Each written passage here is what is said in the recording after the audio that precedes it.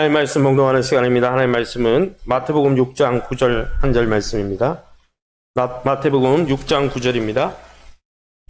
신약성경 8면에 나와 있습니다. 마태복음 6장 9절의 말씀 함께 보도록 하겠습니다. 찾으신 줄 알고 우리가 합독합니다. 그러므로 너희는 이렇게 기도하라.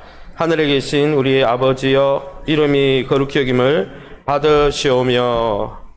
아멘. 옆 사람 축복합니다. 하나님이 함께 하십니다. 하나님 안에서 일어나세요.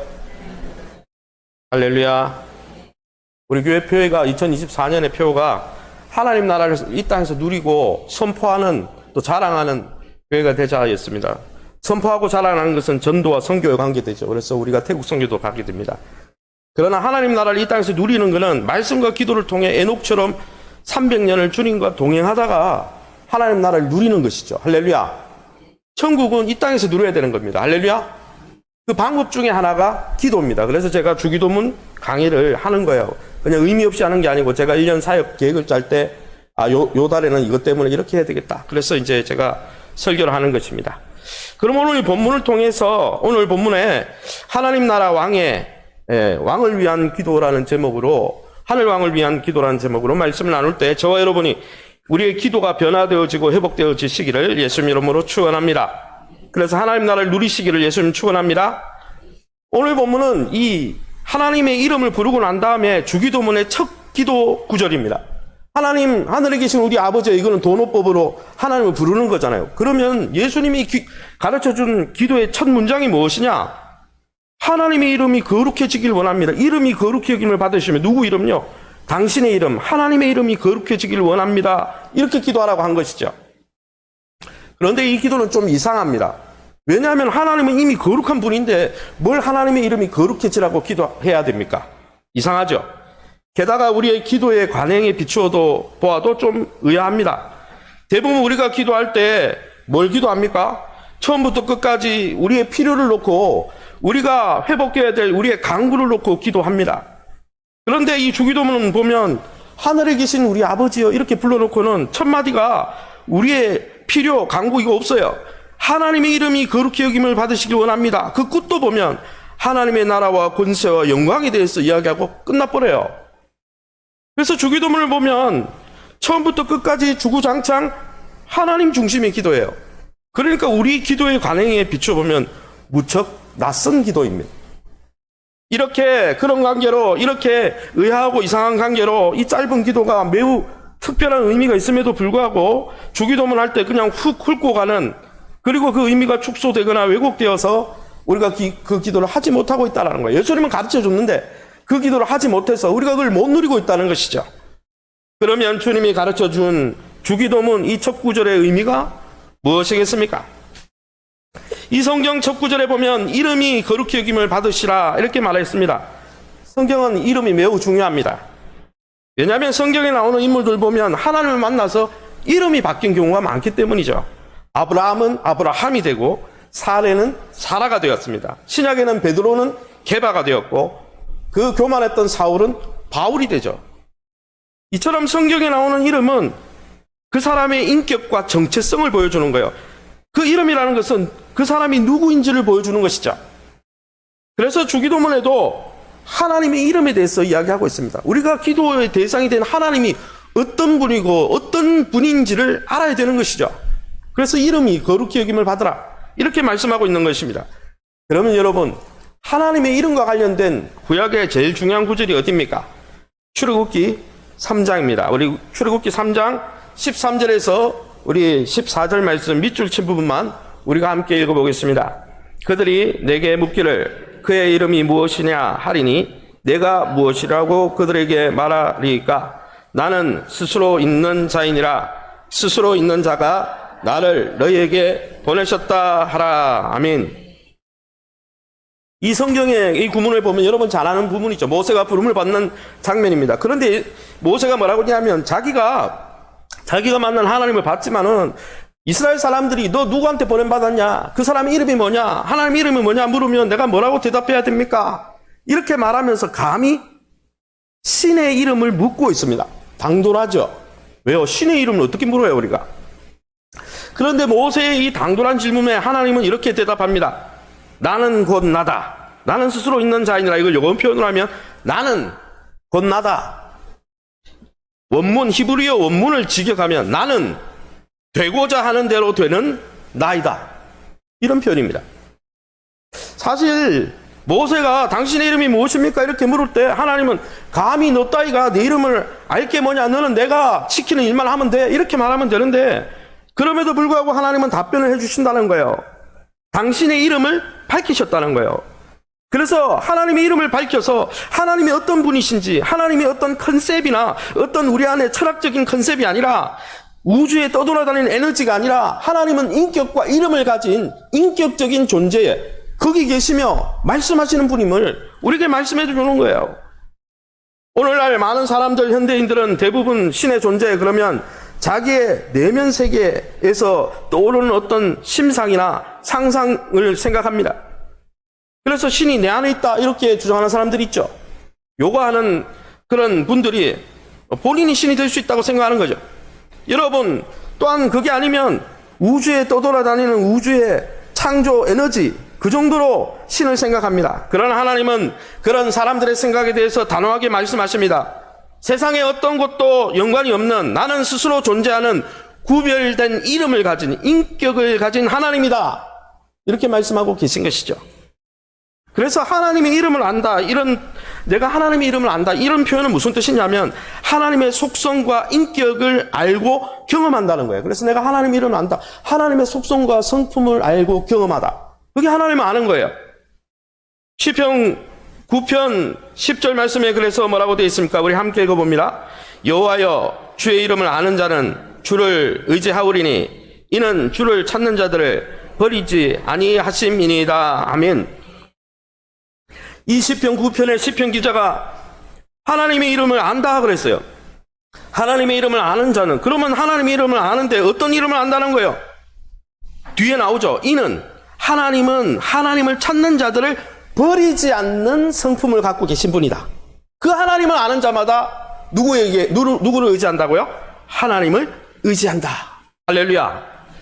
여러분, 하나님은 하나님을 찾는 자들을 결코 버리지 않는 성품을 갖고 계십니다. 그 성품을 이해하고 의지할 때 우리는 우리의 모든 문제를 들고 하나님 앞에 나가 하나님을 의지할 수 있다는 것이죠. 하나님의 도움을 받을 수 있다는 것입니다.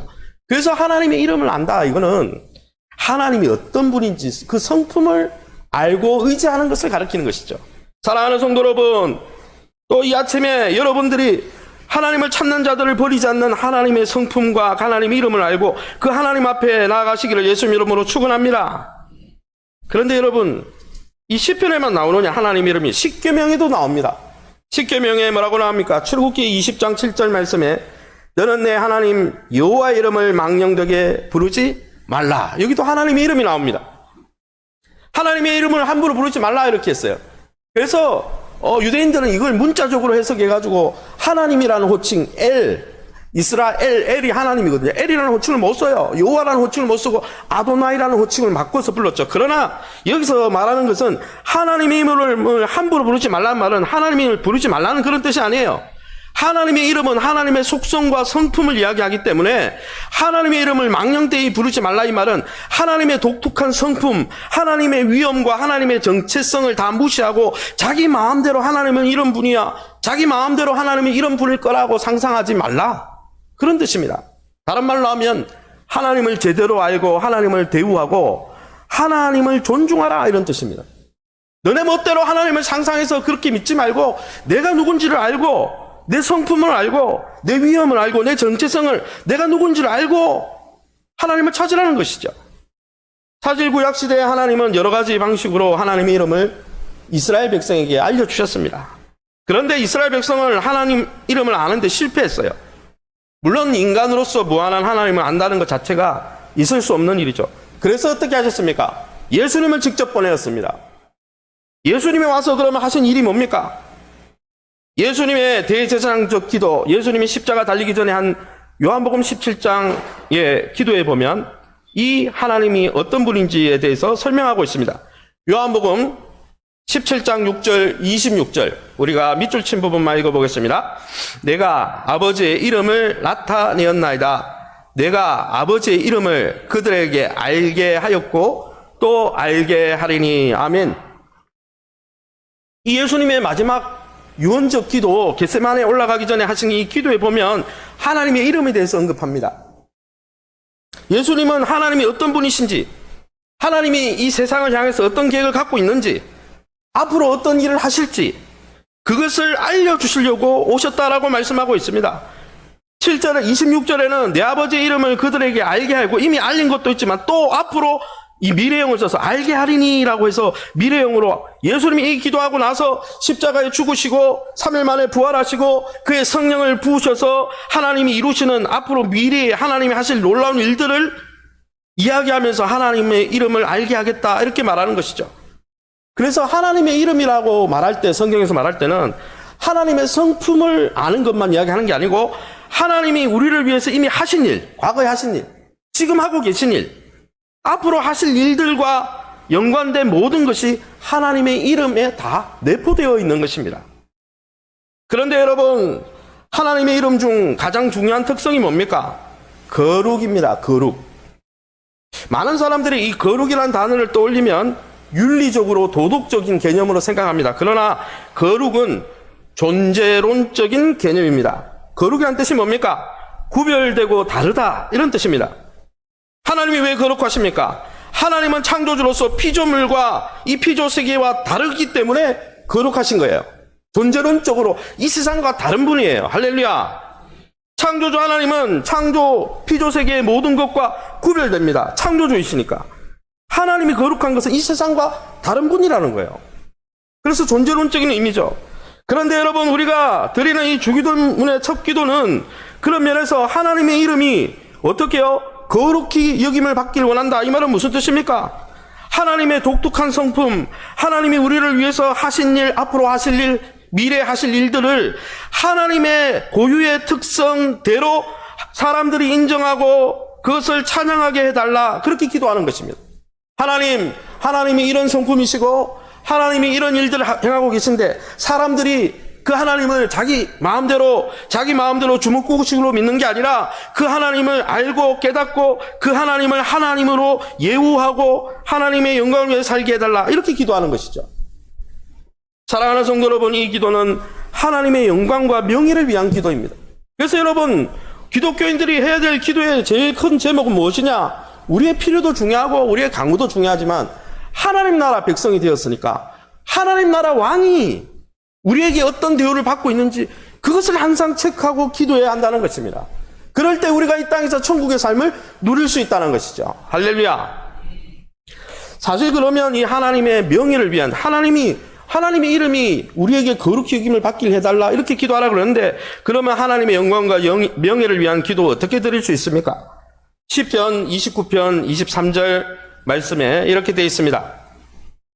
그의 자손은 내 손이 그 가운데 행한 것을 볼 때에 이스라엘의 하나님을 경외할 것이다.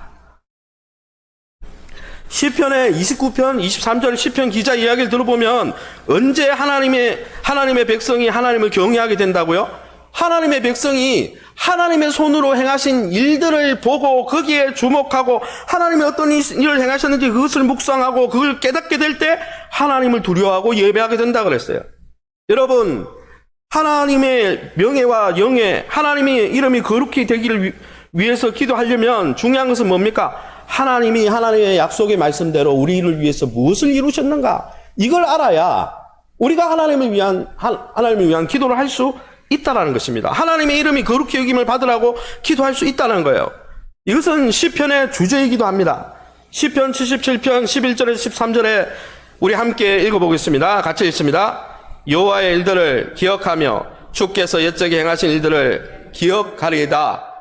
주의 모든 일을 작은 소리로 읊조리고 주의 행사를 낮은 소리로 되뇌이리이다. 하나님과 같은 위대하신 신이 누구이오니까? 언제 하나님을 위대한 신이라고 하고 언제 하나님을 거룩한 분이라고? 13절에 하나님이여 주의 도는 극히 거룩하시오며, 하나님과 같이 위대한 신이 누구오니까? 하나님의 이름이 영화롭게 되는 것인데 어떻게 할 때 저런 고백이 나옵니까? 성경의 시편에 뭐라고 이야기합니까? 그 비결이 뭡니까?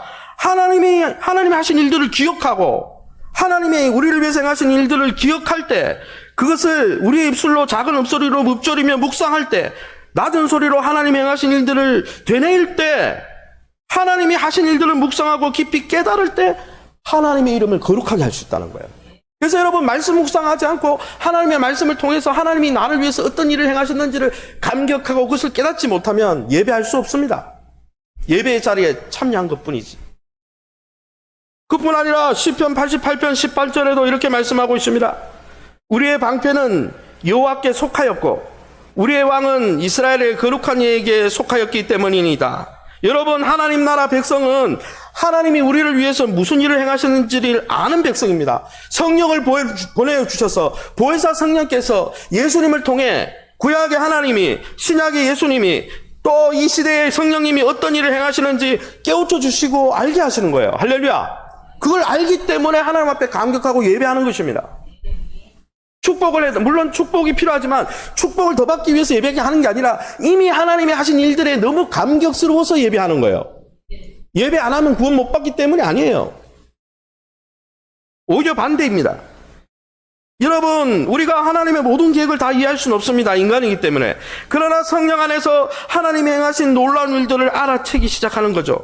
그것을 말씀을 통해 하나님이 이런 일을 행하셨구나, 나 같은 죄인을 위해서 이런 일을 행하셨구나, 이걸 깨달을 때 하나님은 거룩한 분입니다. 하나님 같은 분은 나에게 없습니다. 이렇게 고백하게 되는 거예요. 그게 하나님의 이름을 거룩하게 하는 것입니다.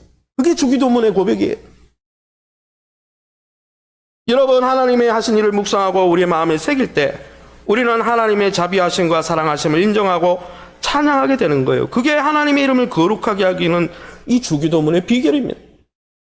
사실 우리가 살고 있는 세상은 어그러지고 깨어져 있습니다. 사람들의 태도를 보면 천태만상입니다. 혀를 차게 됩니다. 정말 사람이 살만한 세상이 아니죠. 이런 세상을 살아가면서도 우리가 믿음으로 살고 기쁨으로 살 수 있는 이유가 뭡니까? 시편 8편 1절에 여호와 우리 주여, 주의 이름이 온 땅에 어찌 그리 아름다운지요, 주의 영광이 하늘을 덮었나이다. 하나님을 만나고 하나님이 행하신 일들을 기억하고 나를 위해서 행하시는 일, 우리를 통해, 우리 교회를 통해 이 온 세상에 행하시는 일들을 깨달을 때 무너져가는 세상이지만은 하나님, 이 온 땅이 얼마나 그렇게 아름다울 수 있습니까? 이렇게 믿음으로 보고 고백할 수 있다는 것입니다. 할렐루야. 여러분, 그래서 여러분, 우리가 하나님의 하신 일들을 말씀을 통해 매일 하나님을 만나고, 그래서 우리가 큐티 세미나도 하는 거 아닙니까? 하나님이 하신 일, 하고 계신 일, 하실 일들을, 또 그 모든 만사의 뒤에 역사하신 하나님을 기억하고 묵상할 때, 그 하나님을 만날 때, 그 하나님이 이런 분이라고 고백할 때, 그게 하나님의 이름을 거룩히 여기는 거예요. 그래서 여러분, 말씀 묵상하지 않고 하나님의 임재 앞에 나가지 않고 하나님의 이름을 영화롭게 할 수가 없는 것입니다. 게다가 여러분, 하나님의 이름을 영화롭게 하는 방법은 우리의 입술의 고백과 감격을 통해서도 그렇게 할 수 있지만, 더 나아가 우리의 삶을 통해 하나님의 이름을 영화롭게 할 수 있습니다. 사실 이스라엘 백성은 이 부분에 삶으로 하나님을 영화롭게 하는 일에 실패했죠. 에스겔서 22장 26절에 이렇게 말씀하고 있습니다. 그 제사장들은 내 율법을 범하였으며 나의 성물을 더럽혔으며 거룩함과 속된 것을 구별하지 아니하였으며 그의 눈을 가리어 나의 안식을 보지 아니하였으므로 내가 그들 가운데에서 더럽힘을 받았느니라. 이 성경에 보면 참 충격적인 표현이 나옵니다. 거룩하신 하나님의 이름이 마지막 절, 내가 그들 가운데서 거룩함이 아니라 더럽힘을 받았느니라. 거룩하신 하나님의 이름이 이스라엘 백성 가운데서 모독을 당했다, 이런 표현이 나오고 있습니다. 이 성경을 가만히 읽어보면 당시 제사장들이 제대로 말씀을 가르치지 않고 본을 보이지 않아서 이스라엘 백성이 하나님의 경외하는 법을 잃어버리고 그들의 눈이 가려워져서 안식일도 제대로 지키지 않고 하나님이 이야기하는 대로 하나님이 가르쳐준 거룩한 삶의 방식을 다 무시하고 자기 멋대로, 하나님이 가르쳐준 방법이 아니라 자기 멋대로 함부로 예배하면서 하나님의 이름을 모독했다, 이렇게 표현하고 있다는 거예요. 그러기에 여러분, 하나님의 백성이 어떻게 사느냐, 그 삶을 통해서도 하나님의 이름을 영화롭게 할 수도 있지만은 모독할 수도 있는 것입니다. 그러나 여러분, 기억하십시오. 하나님은 그 영광과 명예가 훼손될 수 없는 분이고, 하나님의 이름이 더럽혀지는 것에 대해서 하나님은 용납하지 않으시는 분이라는 거예요. 그래서 우리가 이 하나님의 이름이 거룩히 여김을 받으라고 우리가 기도해야 한다는 거예요. 사실 믿는 우리가 심각하게 착각하는 것이 하나 있습니다. 그것은 뭐냐면 하나님을 모르는 불신자들이 하나님을 모독한다 이렇게 착각합니다.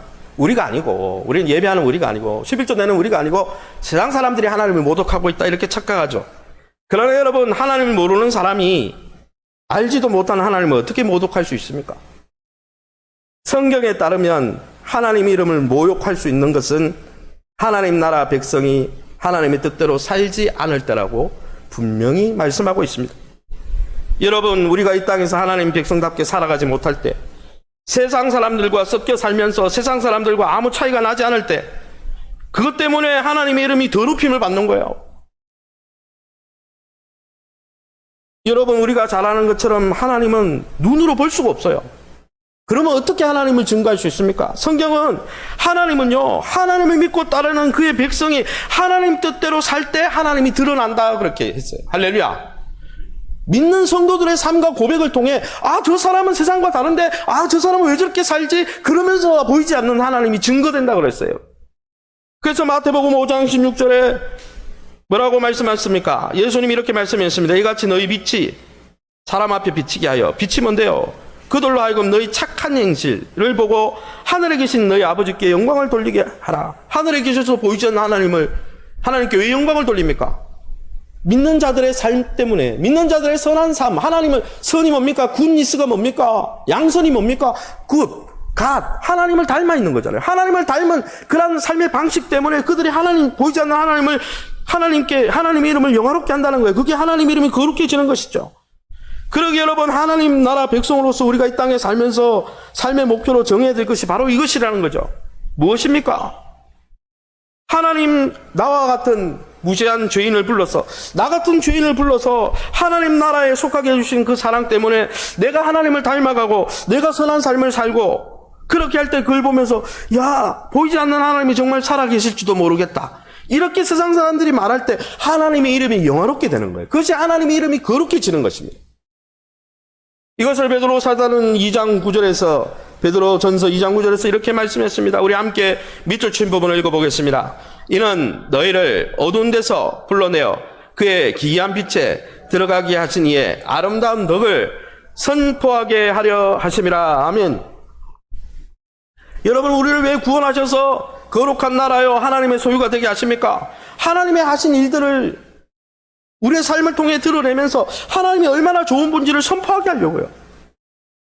우리를 어둠 속에서 불러내신 그 하나님의 업적을, 하나님의 하신 일을 우리의 삶과 입술이 선포해서 다른 사람들이 하나님을 알게 하려고 우리를 구원하셨다 그랬어요.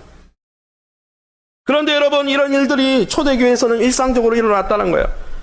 우리가 지금 묵상하고 있는 사도행전에 보면, 사도행전 11장 13장 내용에 보면 안디옥 교회 성도들이 세상 사람들로부터 뭐라고 소리를 들었습니까? 그리스도인이다 라고 소리를 들었어요. 그리스도인이란 말은 그리스도의 것이다, 이런 뜻입니다. 그리스도는 메시아 구원자라는 뜻이죠. 그래서 안디옥 교회 사람들이 그리스도인이라 부름을 받았다는 것은 저들은 작은 메시아다, 메시아의 것이다, 구원자, 하나님께 속한 사람이다, 작은 구원자다, 이렇게 여겨졌다는 거예요. 그게 하나님의 이름을 영화롭게 하는 거예요. 이뿐만이 아닙니다. 데살로니가 전서 1장에 보면 데살로니가 교회와 성도들의 믿음과 삶이 얼마나 아름다웠는지, 아가야와 마게도냐 지역에 퍼져가지고 많은 사람들에게 모범이 되어서 많은 이방인들에게, 많은 믿지 않는 불신자들에게 칭송을 받았다라는 성경 구절이 나와요. 이처럼 초대교회에서는 하나님의 이름이 거룩해지는 일이 비일비재하게 일어났다는 것이죠. 이게 예수님이 하라고 한 기도의 첫 번째 기도 제목입니다. 그래서 유명한 프란시스 셰퍼의 부인인 아디스 셰퍼가 이런 말을 했죠.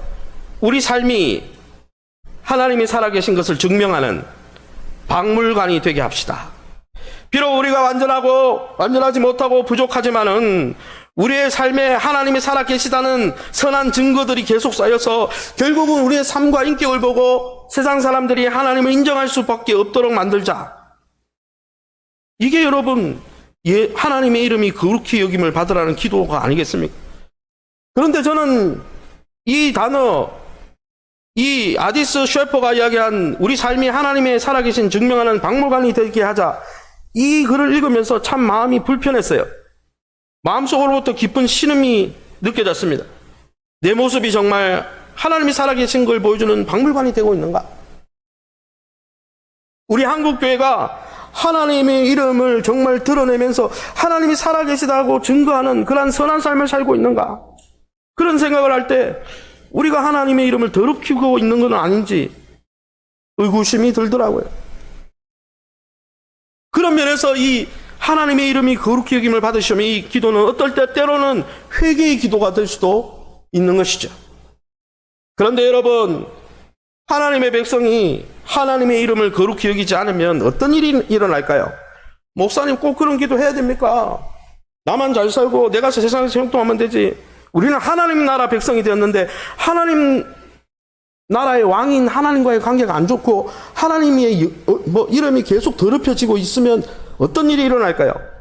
성경에는 제사장 엘리 이야기를 통해 이런 이야기를 보여주고 있습니다. 사무엘상 2장 12절에요. 제가 읽어보겠습니다. 엘리의 아들들은 행실이 나빠 여호와를 알지 못하더라. 엘리의 아들들도 제사장이었어요. 요즘 말하면 목회자였어요. 행실이 나빴습니다. 하나님이 하지 말라는 것만 골라서 했어요. 이름은 목사지만 목회자지만 하나님을 알지 못하였다 했습니다. 그런데 이 엘리가 두 아들 아주 꾸짖고 돌아서게 해야 되는데 그냥 대충 타이르고 별다른 조치를 취하지 않습니다. 성경에 보면 아들이 귀하다고. 여러분, 그래서 자녀가 우상이 되면 신앙이 문제가 생길 수가 있어요. 하나님보다 자녀를 더 중시하면 왜곡될 수 있는 것이죠. 그런데 중요한 것은 그 아들들이 아버지의 꾸짖음에도 별로 귀 기울이지 않았다는 것이죠. 그리고 성경을 쭉 읽어보면 어떤 이야기가 나오냐면 하나님의 사람인 선지자가 나타나서 이 엘리 가문에 와서, 제사장 가문입니다. 하나님이 세운 가문이죠. 그런데 이 제사장의 가문 엘리를 책망하고 이 집안에 저주가 임할 거라고 이야기합니다. 근데 더 충격적인 건 뭔지 아세요? 하나님의 사람, 어디서 왔는지도 알지 못한 하나님의 사람이 이런 저주를 하면은 회개하고 돌아서려고 그러고 내 자신을 돌아보고 이래야 되잖아요. 그런데 그런 경고를 듣고 나서도 사무엘상 2장 3장을 읽어보면 엘리의 반응이 나타나지 않습니다.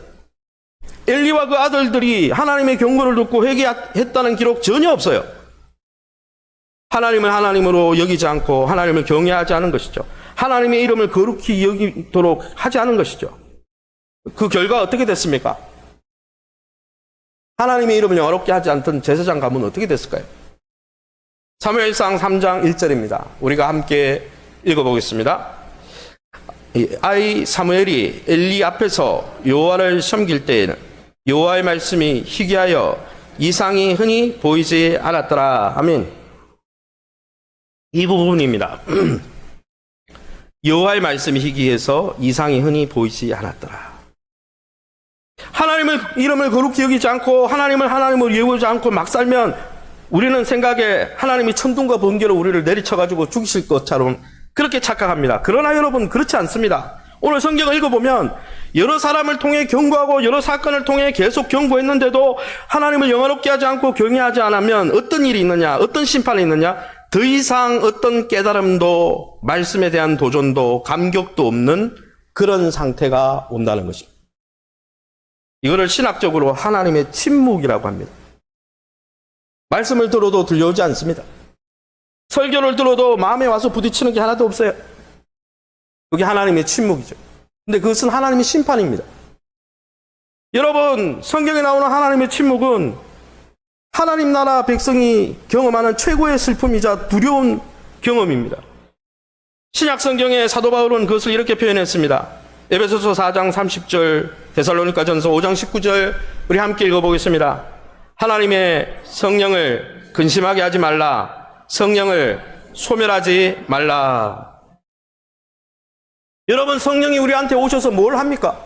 보혜사 성령께서 말씀을 통해서 하나님의 성품에 대해서, 하나님이 하신 그 구원의 사역에 대해서 깨닫고 감격하고 하나님을 예배하게 만들고 이런 일을 하는 게 우리 안에 성령인데, 그 성령의 사역이 멈춰버렸다면 이거 하나님의 심판이죠.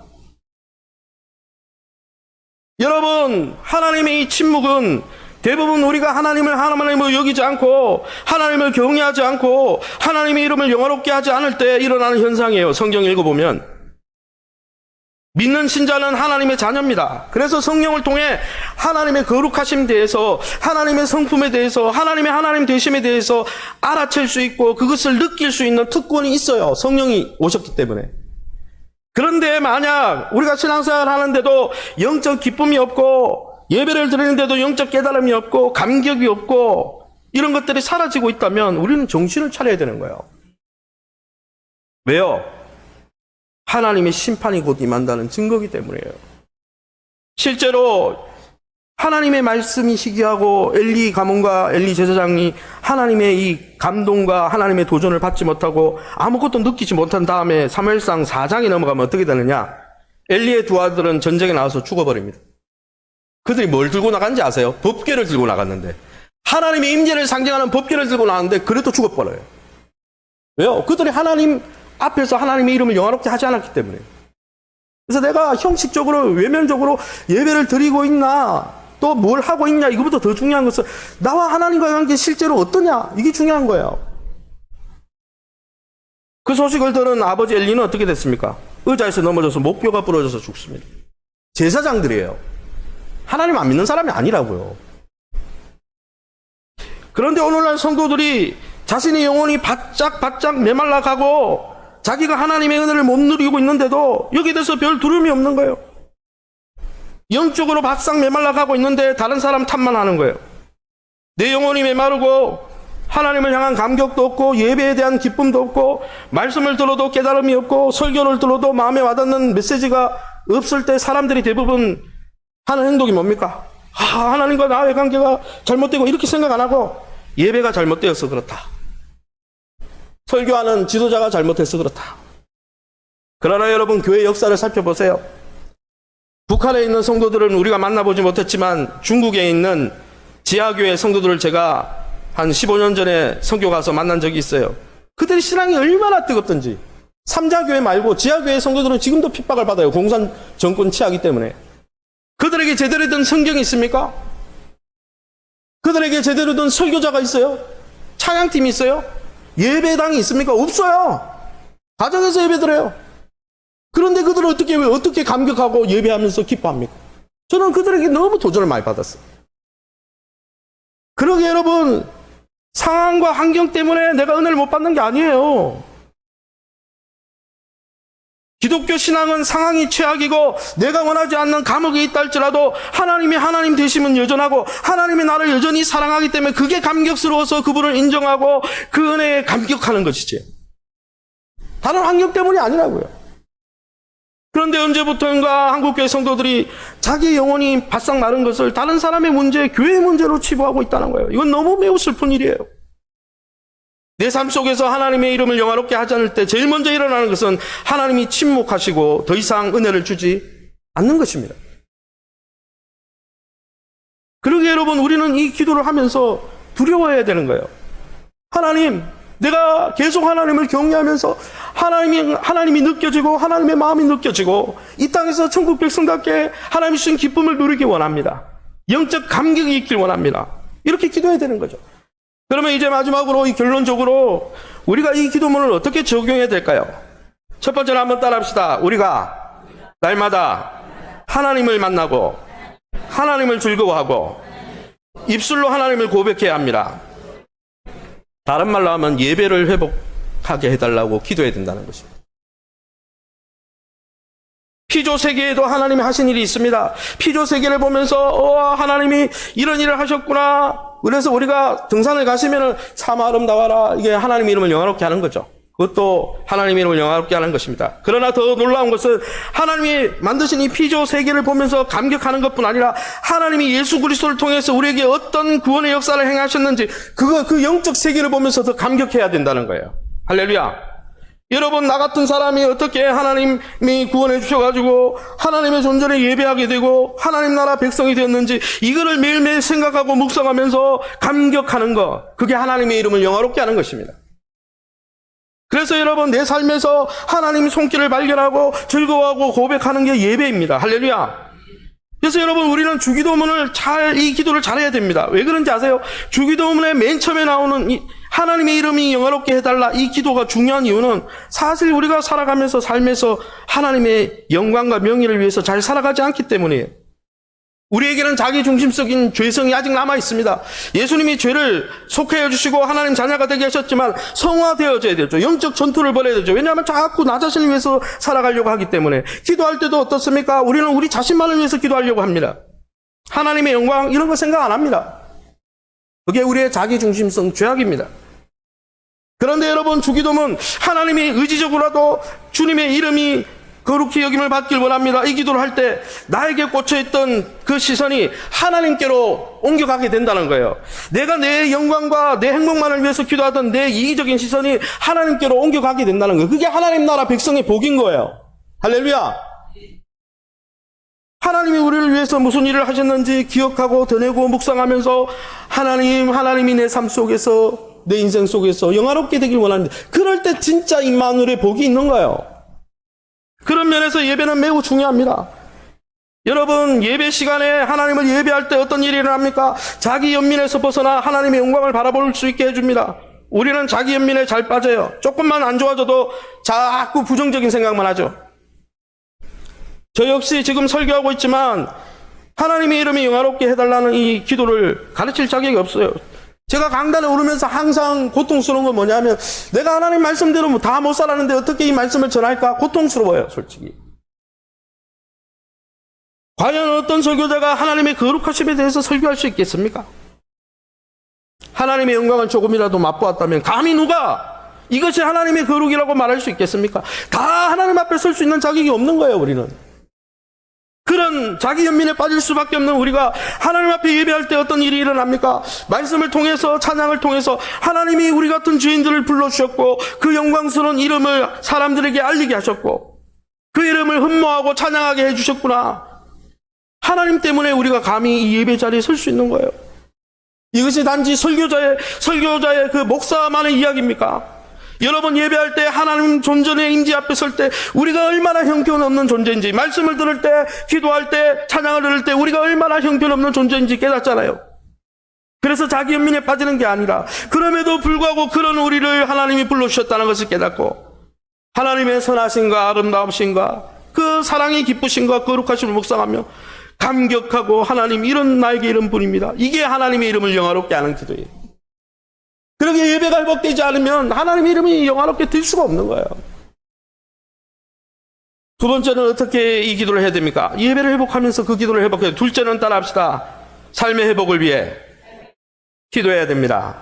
다른 말로 따라합시다. 우리 삶을 통해 하나님의 거룩함이 드러나야 합니다.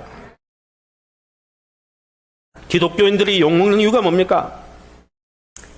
누가 그런 이야기를 하더라고요. 기독교인들은 죽으면 입만 동동 뜰 거라고. 그 말을 반은 맞고 반은 틀린 말이죠. 참 가슴 아픈 이야기입니다. 우리가 말로만 떠들기 때문에 그 이야기를 하는 거죠. 그러게 여러분, 우리가 입술로 고백해야 됩니다. 예배를 통해 하나님이 얼마나 좋은 분인지를 감격하고 고백해야 됩니다. 그 예배가 회복되도록 기도할 뿐 아니라 우리 삶과 공동체를 통해서 하나님이 얼마나 좋은 분인지 드러낼 수 있도록 기도해야 된다는 것이죠. 그럴 때 진짜 복이 만나는 거예요. 그래서 여러분, 우리는 이것을 놓고 이렇게 기도해야 됩니다. 긍정적으로 먼저 이렇게 기도해야 됩니다. 하나님, 제 삶을 통해, 제가 하는 일들을 통해 하나님이 좀 더 드러났으면 좋겠습니다. 그런 일이 되게 해 주시옵소서. 내가 하고 있는 일이, 내가 맺고 있는 관계가, 내가 하고 있는 가정생활과 직장생활이 하나님 되신다는 것을 드러내는 삶이 되게 도와주시옵소서. 이게 주기도문의 첫 번째 문장입니다. 두 번째는 어떻게 기도할까요? 하나님, 내 삶이 긍정적으로 하나님 드러내게 해주세요. 두 번째는 부정적으로도 이렇게 기도해야 됩니다. 하나님, 내 인생과 내 삶이 하나님의 이름을 훼손하지 않길 원합니다. 이건 회개의 기도일 거죠. 여러분, 내 실패와 내 인격의 부족함과 연약함, 이게 하나님의 영광을 가려서 주변 사람들이 실족하게 된다면 얼마나 송구스러운 일입니까? 그러니까 우리는 그때 주기도문의 이 기도를 드려야 되는 거예요. 하나님, 내가 내 연약함과 부족함과 실패와 내 모든 연약함, 드러나보는 연약함 때문에 주변에 많은 사람을 실족해서 하나님을 원망하게 만들었습니다. 하나님의 이름이 땅에 떨어지게 만들었습니다. 제 삶을 용서해 달라고. 이게 주기도문의 첫 번째 문장이에요. 이건 부정적인 기도죠. 그러나 이 기도도 해야 되는 거죠. 그러나 우리가 이 기도를 하면서 회개해야 될 것은 우리의 드러난 실패와 인격만이 아닙니다.